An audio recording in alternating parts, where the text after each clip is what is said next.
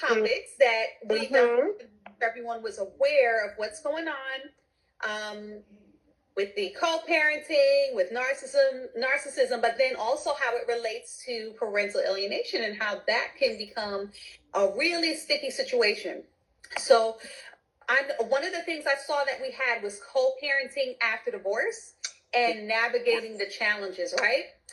Yes. So Yes. yes, as far as with co-parenting after divorce, how did you find that experience to be? Just in general, or what have you heard from other people that you've worked with? So I'm probably going to throw our audience for a loop. Okay, going to throw our audience for a loop. It's not that bad. No. It's not that bad, right? Right. So a lot of people, and maybe it's a mindset piece. Right. Maybe it's a spiritual piece, but a lot of people, a lot of experts specifically, will tell you that co-parenting with a narcissistic partner is like, I think Dr. Ramani said this. Right. It's like parenting with an elephant on your back, I believe were her exact words. Wow, that sounds right about right. It's like, I don't want an elephant on my back. So I went into this with the mindset of, I'm going to do what's best for my child and my children. And having that said, I think it's so important that we do understand that there are going to be situations where you're inconvenienced. You know, there are going to be situations where narcissistic tendencies are going to be available. People are going to ask you last minute if they can take the kids, or if they're going to drop them off. They're going to be running a little bit late, or change last minute and say, oh, never mind, something came up, can't take the kids after all, right? Such is life. But I think what's really important is remembering that the children need to come first. You are an example. So children aren't really going to know, and they really shouldn't be privy to the dirty details, the he said, she said, the things of that nature. And it's difficult to just be the bigger person and just go, okay, that's fine, let's reschedule. But I think it made me a master of short, non-emotional responses. And I believe that's super important because we don't want to give reactions, right? Definitely don't. We don't want the kids to see us upset and crying, and we definitely don't want the kids seeing us be nasty to the other parent, because then you look like the one who's the alienator, and we don't want that. Yeah, exactly. You look like the problem person. And see, that kind of ties into the reactive abuse. So you don't allow them to push your buttons to the point where you end up now out of frustration reacting to the craziness that you're dealing with that person. That's why there's a lot of, I would say, personal development you need to do, a lot of self-care for yourself, a lot of even counseling therapy, for your situation when you're dealing with these,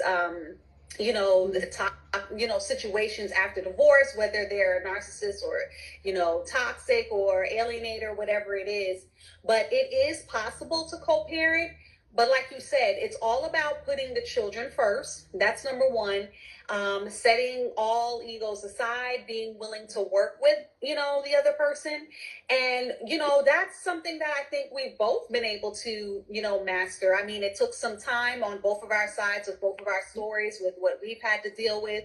But you know what? In the end, I feel like our maturity and it helped the whole situation, because by us being the bigger person, being more mature, doing the things that we needed to do to make sure that our kids saw that there's at least one healthy parent trying to make everything work, that is what they needed. That's all they need. Yeah. Because, the thing is, kids are a lot smarter than what we give them credit for. Don't you know that?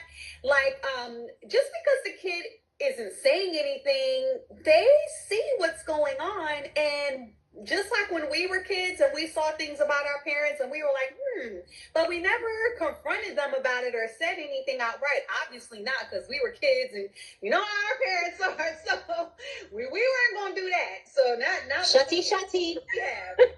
No. Not with the culture we have. There was spankings, all that stuff was going on. But I will say anyway, just all jokes aside, but they know, and they come up with their own conclusions about the parent, and they know if you are the healthy parent or not. They know you can't manipulate a person but for so long. No.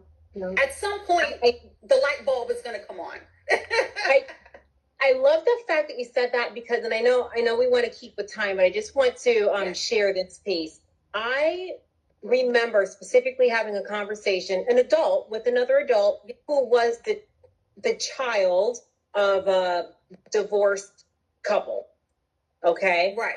And I remember this gentleman said to me, my mom was an absolute saint. Wow. She was a saint. In his eyes, she was a saint during exchanges, during conversations. And I mean, if he's saying she was a saint, he probably saw something to compare her to, right? Right. Yes.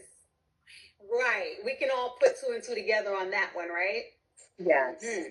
And children will do that. They will grow up and they will put two and two together. Yeah, they always do. They're smart. We don't give them enough credit, but they're a lot smarter than what we, give them credit for.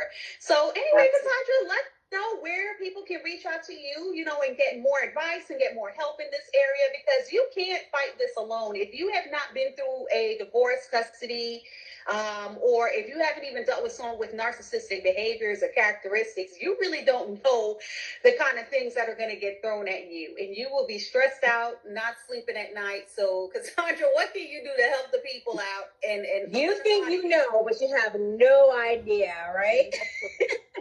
No. So, of course, I love having these conversations. Don't go through it alone. Don't go through it alone. Myself and Tyler are here to help you navigate these muddy waters. I can be found at _coaching by Cassandra on here, on IG, coaching by Cassandra on YouTube, coaching by Cassandra, Facebook, coaching by Cassandra. That's where you can find me. Reach out to me in the DMs if you really want to share some personal stuff. Please do not post it in a comment section. I'll be more than happy to reach out to you. And Tyler, where can the people find you for your services, guidance, coaching? Oh yeah, definitely. Mind of My Healing on IG, on Facebook, on YouTube. Yes, definitely reach out. And then even if you want any speaking on LinkedIn, so that's a great way to connect and collaborate if you want to do that as well.